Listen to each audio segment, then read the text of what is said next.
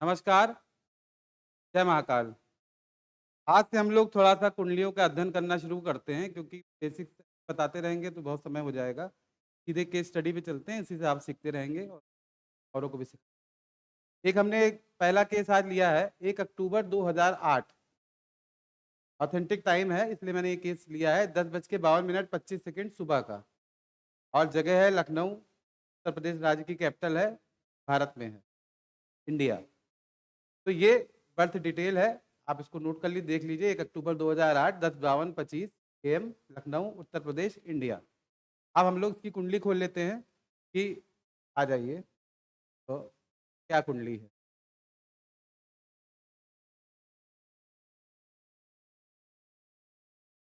ये बेसिकली लग्न कुंडली है, इसे राशि चक्र भी कहते हैं या इसे लग्न कुंडली कहते हैं। ये लग्न होती है 8 नंबर में वृश्चिक लिखा हुआ है, इसका मतलब है वृश्चिक लग्न है। 8 नंबर का मतलब वृश्चिक, 9 का मतलब धनु होता है। जैसा कि मैंने पहले वीडियोज़ में आपको बताया है, पहले हम कुंडली का बेसिक देखेंगे। कि कुंडली में कहाँ-कहाँ पे कमियाँ हैं, कहाँ-कहाँ पे अच्छाइयाँ हैं। तो हमने देखा कि अरे! ये 12वाँ भाव तो खराब होता है, यहाँ 3 ग्रह बैठ गए। ये 8वाँ खराब होता है, यहाँ कोई नहीं बैठा। छठा 8वें 12वें से मिलता है तो खराब हो जाता है, नहीं तो ऐसे अच्छा होता है। लग्न के लिए न्यूट्रल है। इसको हम ना बुरा मान रहे हैं, ना अच्छा मान रहे हैं। 12वें भाव में 3 ग्रह बैठ गए तो अरे! ये तो गड़बड़ हो गई, मेन-मेन ग्रह बैठ गए, लग्नेश बैठ गया, यहाँ का स्वामी भाग्येश बैठ गया, उसके बाद जो सप्तमेश भी बैठ गया और द्वादशेश अपने इस तरह हमने देखा तो प्राइमा फेसी में लगा कि बाहर ये है।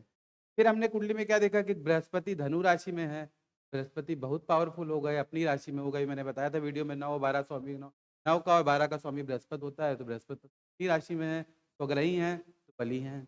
उसके बाद शुक्र हमने देखा, शुक्र तुला में है, शुक्र 2 और 7 वृषभ और तुला के स्वामी होते हैं, लेकिन तुला में बैठे हैं तो शुक्र भी बली हो गए। उसके बाद मैंने बताया था कि बुध कन्या राशि में उच्च होते हैं, कन्या राशि 6 नंबर है, 6 नंबर में बुध बैठे हैं, तो यानी कि 3 शुभ ग्रह जो हमारे होते हैं, बृहस्पति बृहस्पति, बुध और शुक्र, ये हमारे सबसे शुभ ग्रह होते हैं, किसी भी कुंडली में। मार्केज वगैरह बन जाए तो बात अलग है, नॉर्मल बता रहा हूँ कि शुभ ग्रह माने जाते हैं ये हमारे। तो हमने देखा कि तीनों शुभ ग्रह हमारे अपनी-अपनी राशियों में होके महाबली हैं। बृहस्पति जो है वो धनु में 75 पैसा मजबूत होते हैं, मीन में 25 पैसा मजबूत होते हैं। बुध कन्या में 75 पैसा है, मिथुन में 25 पैसा है। शुक्र तुला में 75 पैसा है, वृषभ में 25 पैसा है। तो यानी कि बुध, शुक्र और बृहस्पति हमारे बहुत बली हो गए। अब हमें क्या देखना है? कौन-कौन से ग्रह अपने घर को देख रहे हैं, जैसे शनि 5 नंबर में बैठे हैं, तो अब शनि देख हर ग्रह अपने से 7वें देखता है, तो शनि अपने से और 10 भी देखते हैं। शनि अपने से 7वें देख रहे हैं, तो कुंभ राशि बली हो गई, यानी कि चौथा भाव भी बली हो गया, जो कि माता का भाव होता है। ठीक है? तो ये हमने देखा कि भाई मोटा-मोटा राशियाँ कौन-कौन सी मजबूत हैं, कौन-कौन सी वीक हैं। मंगल यहाँ बैठे हुए हैं तुला में, तो 7वीं दृष्टि से मेष अपनी राशि को देख रहे हैं। तो मेष राशि छठा भाव भी बलवान हो गया। तो छठा बलवान हुआ तो ये अपने आप बलवान हो गया क्योंकि ग्रह दोनों को तो देख नहीं पाएगा। कुंभ बलवान हुआ तो मकर अपने आप बलवान हो गया। धनु बलवान हुआ तो मीन अपने आप बलवान हो गया। ठीक है? और बुध बलवान हुआ तो ये अष्टम अपने आप बलवान हो गया। शुभ मतलब अष्टम में शुभता आ गई। तो मेजॉरिटी पर राशि लेवल पे आपने देखा कि स्ट्रेंथ में आ गए हैं। हालाँकि अब दिक्कत ये है कि चंद्रमा, मंगल, शुक्र जो है ये पड़े हुए हैं 12वें में। तो अब इसको कैसे सॉल्व करें? तो देखिए ये जो कुंडली में हम चक्र लग्न कुंडली बनाते हैं, ये खाली इतना ही बताता है कि कौन ग्रह किन राशियों में है। इसके अलावा इसका कोई मतलब नहीं है। कौन ग्रह किस राशि में है, कितने डिग्री का है, उससे उसका नक्षत्र पता चल जाएगा। उसके बाद उसकी जो कैलकुलेशन है, वो राशि चक्र से हम कभी नहीं करते हैं। This is only the indicator of the fact that the planet is placed in which Rashi. This is Rashi chart. That is why it is called Rashi chart. The planet is placed in Sagittarius. It is in Leo. These three are in Libra. These two are in Virgo. Ketu is in Cancer. So this is only the mere indicator of Rashi chart. It has nothing to do with Bhava. Actually, we have to see ग्रह किस राशि में है और ग्रह किस भाव में है। तो राशि में ग्रह किस राशि में है, ये हमने यहाँ पर देख लिया राशि चार्ट से। उसके बाद हमने क्या किया कि हम आ गए निर्यण भाव चलित चार्ट पे। कोई भी कंप्यूटर से कुंडली किसी भी सॉफ्टवेयर से जनरेट कर लीजिए, अब तो बहुत आसान हो गया है। तो निर्णय भाव चलित चार्ट आपको उसमें लिख के आ जाएगा। इसे केपी चार्ट भी कहते हैं, केपी चार्ट, कृष्णामूर्ति पद्धति चार्ट।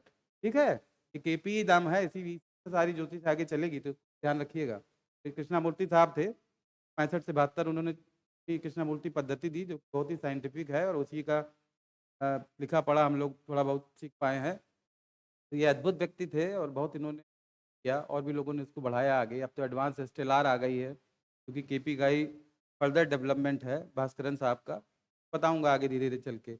अब हम जब ने ये चार्ट देखा, निर्णय भाव चलित चार्ट, तो हमने ये देखा कि भैया मंगल लग्न का स्वामी कहाँ है, भैया 11वें है। तो 12वें वहाँ दिख रहा था, लेकिन यहाँ भाव चार्ट में यहाँ आ गया। मंगल 11वां भाव बहुत शुभ होता है, हमको बताया था कि 1 2 3 6 10 11 ये हाउसेज,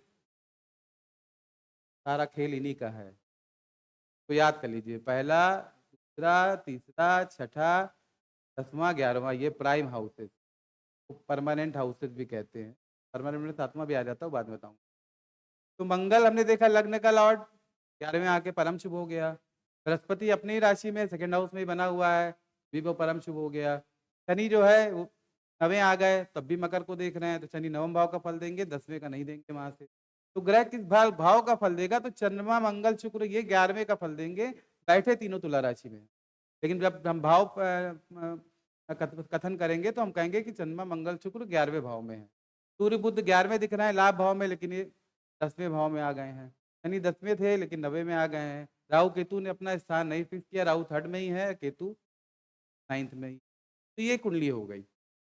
अब आप किसी आप अ, अनभिज्ञ को या कम ज्ञान रखने वाले को आपने दिखाया, तो उसने राशि चार्ट पढ़ के पढ़ना शुरू कर दिया कि अरे भैया बच्चा तो आपका मंगली।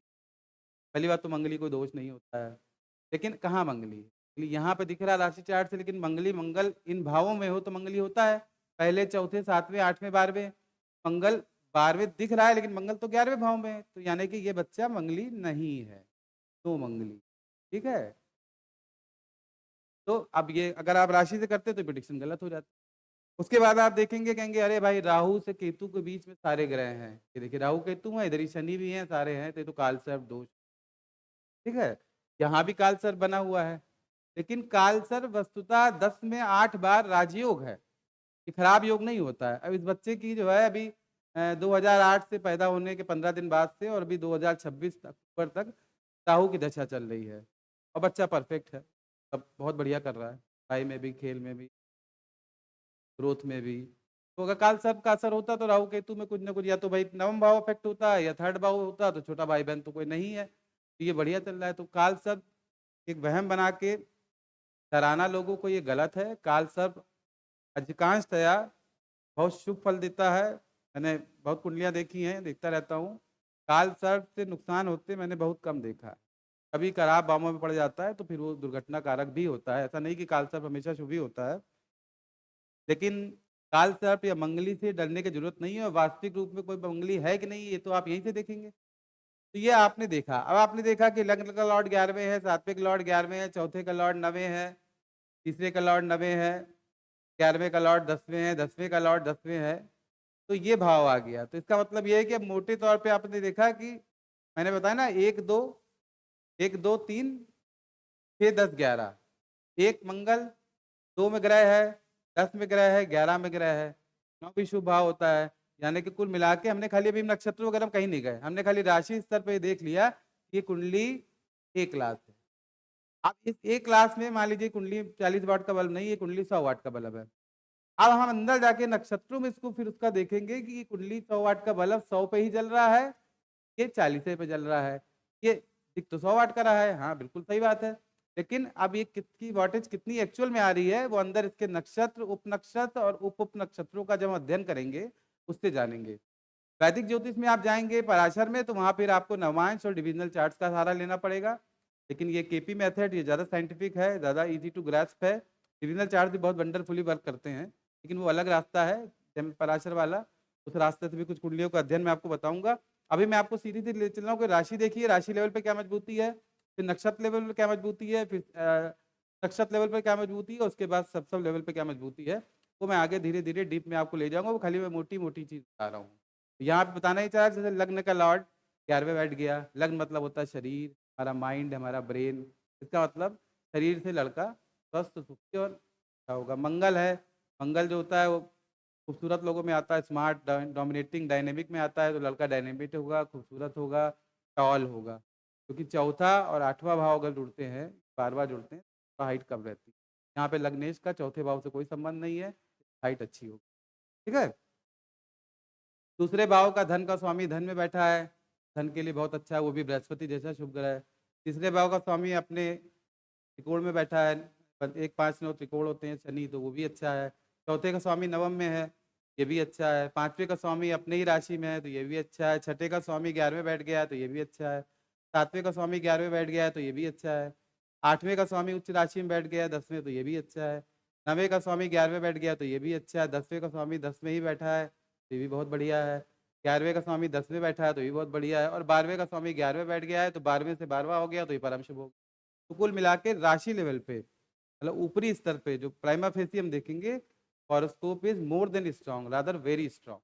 अब आगे इसमें हम जो है आपको नक्षत्रों के बारे में जब बताएंगे, तो उनकी डिटेल्स पे फिर हम आपको आगे नक्षत्रों के लेवल पे कुंडली की एनालिसिस करेंगे।